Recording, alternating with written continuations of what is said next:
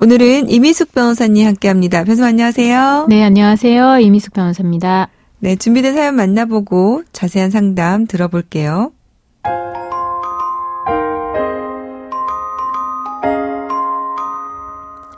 저는 미국 유학 중 교포인 남편을 만나서 미국에서 결혼을 했습니다. 혼인신고는 미국과 한국 두 군데 모두 했는데요. 결혼 후엔 미국에서 줄곧 살았습니다. 아이는 미국과 한국 이중 국적을 가지고 있고요. 남편은 결혼 전부터 레포츠 광이었습니다. 제가 만삭일 때 아이가 언제 나올지 모르는 상황에서도 2주씩 해외로 스킨스쿠버나 배낚시를 하러 다녔고 연락이 잘 되지 않았습니다. 저는 외국에서 만삭의 몸으로 홀로 있으면서 남편과 연락이 되지 않아 너무나 무서웠습니다. 남편은 집에 무슨 일이 있어도 자신이 하고 싶은 것은 무조건 해야 행복하다며 짧게는 일주일, 길게는 2, 3주, 심지어 한 달씩 해외나 섬으로 여행을 떠나거나 레포츠를 하러 다녔습니다. 이렇게 남편은 가정생활에 정말 무심했고 저는 아는 사람도 없는 미국 땅에서 혼자 아이를 키웠습니다. 저는 계속 한국 국적을 유지하다가 미국 시민권도 얻게 되면서 미국 생활에 어느 정도 적응은 했는데요. 거의 혼자 10년 동안 아이를 돌보다 보니 너무 우울했고 한국에 있는 친정 가족들이 그리워졌습니다. 어느 날 아이가 심하게 열이 나고 아픈 상황에서도 남편은 미리 예약된 항공권을 취소할 수 없고 친구들과 약속을 어길 수 없다며 해외로 여행을 가버렸고 연락이 되지 않았습니다. 저는 그 일을 계기로 결혼 생활을 계속하는 것은 의미 없다는 생각이 들었습니다. 그리고 남편과 연락이 되지 않는 당시 아이를 데리고 한국으로 왔습니다. 현재는 친정집에서 아이와 함께 지내고 있습니다. 저는 한국 법원에 남편을 상대로 이혼 소송을 했고 제가 소송한 것을 안 남편도 미국 법원에 이혼소장을 제출했습니다. 심지어 남편은 제가 아이를 몰래 납치했다며 아동 납치죄로 형사고소까지 했습니다. 제가 한국 법원에 한 이혼소송, 그 남편이 미국 법원 나중에 낸 이혼소송, 자, 이렇게 2개 소송이 진행 중인데요. 둘 중 어느 소송이 우선되는 건가요? 그리고 한국 법원에서 두 사람 모두 미국 시민이라고 미국 법 그리고 우리가 살았던 미국 주법이 적용된다는데요. 한국 법원에 소송을 제기해도 미국 법이 적용되는 건지 한국 법으로 재판을 받을 수는 없는 건지 궁금합니다.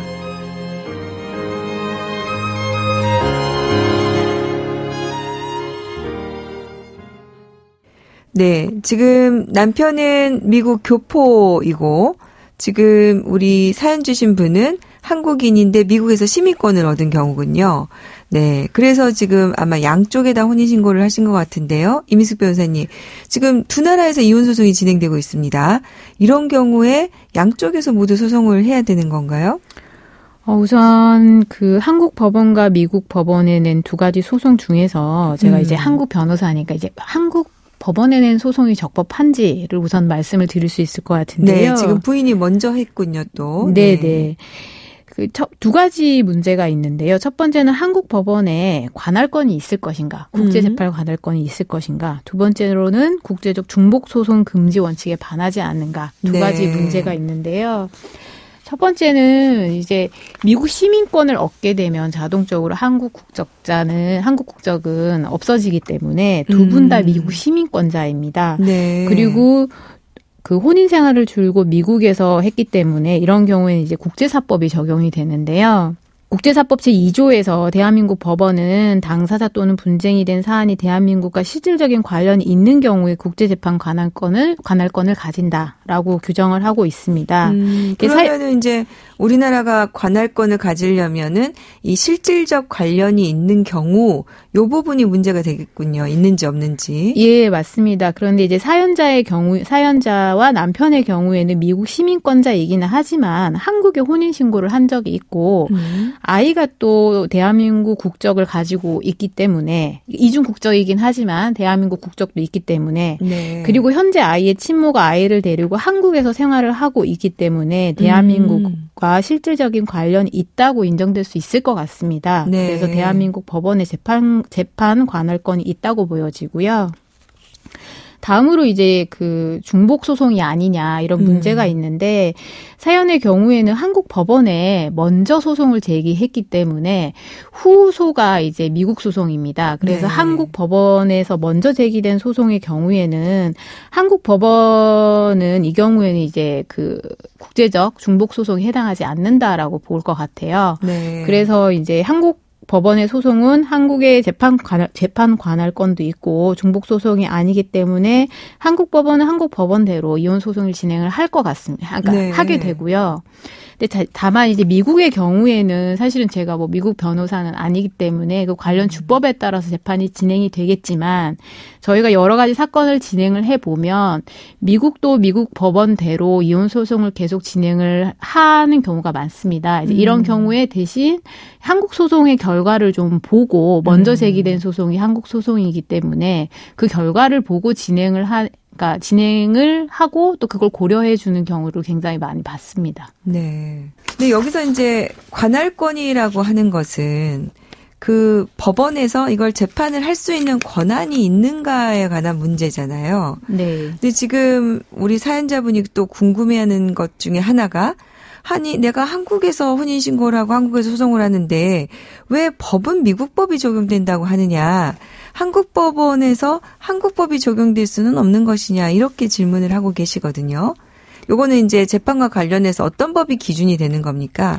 네, 이런 문제를 이제 준거법이라고 하는데요. 네. 이제 국제사법 제66조 그리고 64조에서 이혼의 경우에 준거법의 순위가 첫 번째는 부부의 국적이 동일한 경우에는 본국법.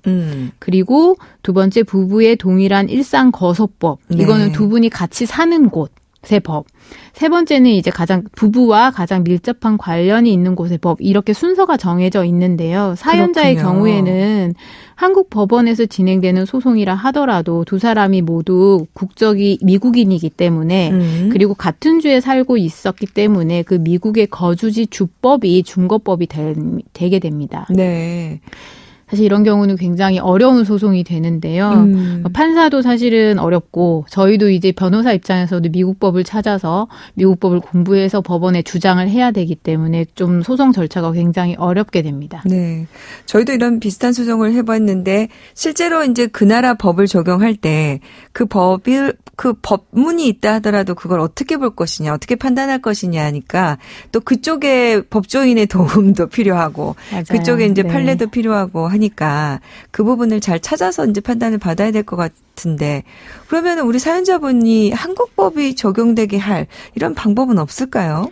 네, 방법이 있습니다. 이제 네. 아내분이 원래는 한국 국적자였다가 미국 시민권을 얻어서 한국 그 국적이 상실된 경우이기 때문에 이 경우에는 한국 국적을 회복하시면 됩니다. 그러니까 국제사법 제67조 단서에서 부부 중 한쪽이 대한민국에 일상 거소가 있는 대한민국 국민인 경우에는 이혼은 대한민국 법에 따른다라고 정하고 있기 때문에 네, 아내가 지금 소송 중이라 하더라도 중간에 한국 국적을 회복하고 또 한국에 돌아와서 지금 한국에서 아이와 함께 지내고 있기 때문에 이런 경우는 대한민국 국민이 대한민국에 일상 거소가 있는 경우에 해당돼서 한국 법을 적용받게 됩니다. 네. 실제로 이런 일들이 실제로 이렇게 진행했던 사건이 있으셨나요? 네, 제가 실제로 진행했던 사건 중에 동일한 경우가 있었는데요. 소재기 당시에는 그 당사자 모두가 다 미국인이었기 때문에 그때 상대방은 자신에게 이제 자신에게 미국법이 유리하다고 해서 미국법을 적용해 달라고 주장을 했고 원래는 이제 재판부에서도 미국법을 적용할 수밖에 없다라고 했는데 이제 저희는 이제 한국법을 적용받는 게 더 유리할 것 같아서 중간에 그 당사자분이 한국 국적을 회복하셔서 결국은 한국법에 따라서 판결을 받으신 경우가 있습니다. 소송 중에도 이렇게 하면 준거법이 달라질 수가 있군요. 네. 네.